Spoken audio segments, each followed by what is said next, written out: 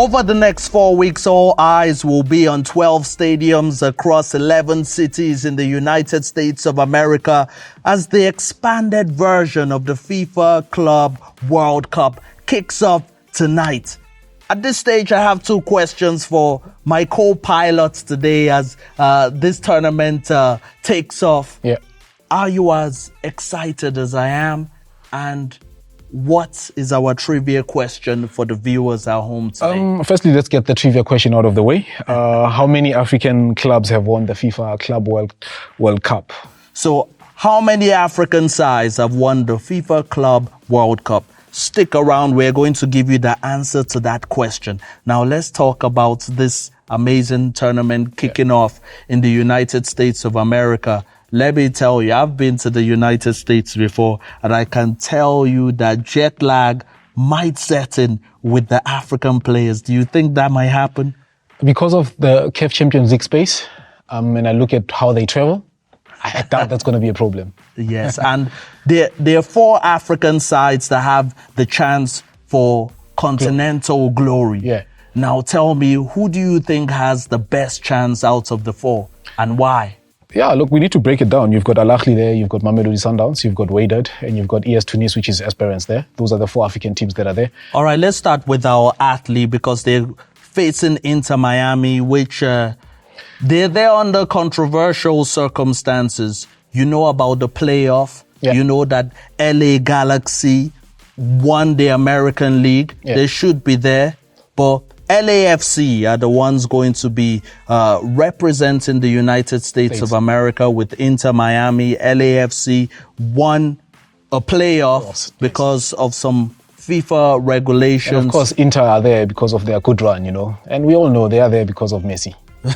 You think so? Nah, let's not run away. Yes, I mean, and understandably so. Messi has scored 49 goals in 59 games, 23 assists.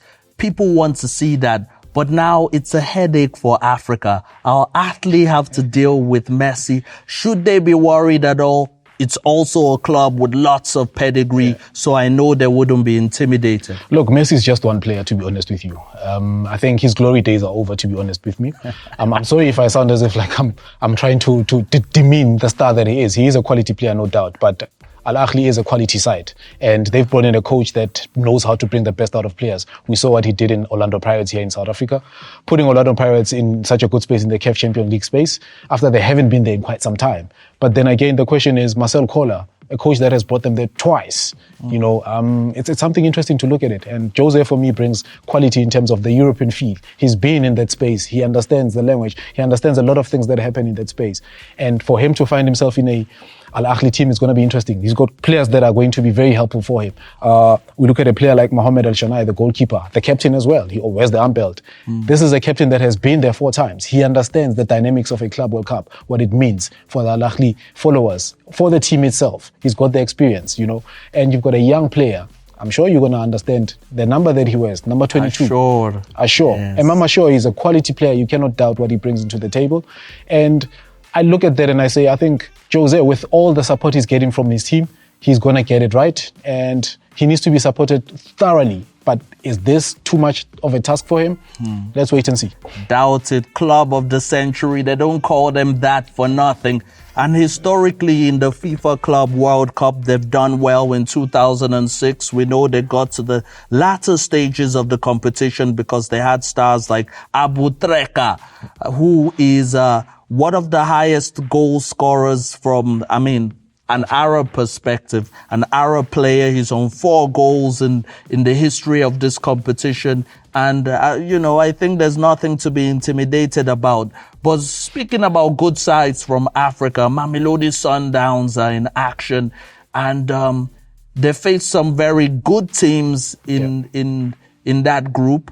But there are also weaker sides, I would think. And I think Miguel Cardoso's 4-3-3 formation. Do not mislead us, Adelani. The teams that are there by virtue of being champions, most of them. You know, oh, really? They're there by virtue of the team from South Republic, not to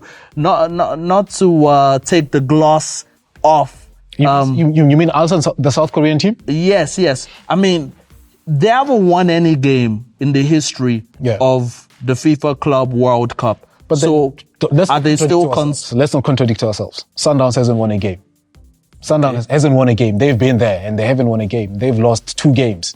And if we're going to bring that to the table, we're misleading people and saying, hey, this team, Ulsan from, South Korea is there and they haven't done anything. So SC thinks we can't call anybody weak at this stage. So tell me, from a coaching perspective, how do you ginger your players? How do you get them motivated to play in this competition after the disappointment of the CAF Champions League?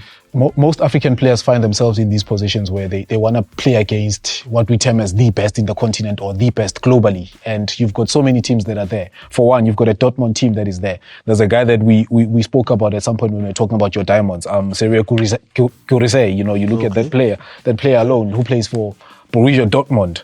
30 games and 21 goals.